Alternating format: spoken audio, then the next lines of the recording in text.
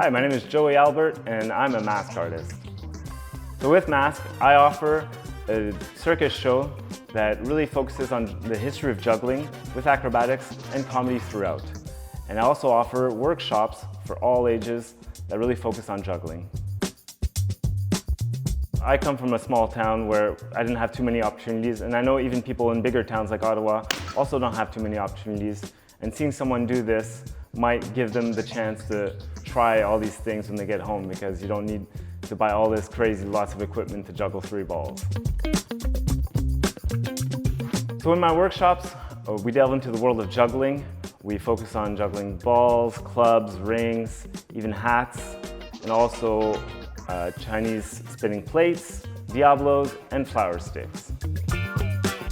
So in the beginning of the workshop, we introduce ourselves, we break the ice, and then we dive right into it by doing little stations of juggling where everybody gets to try everything, and by the end, you've probably learned at least one thing.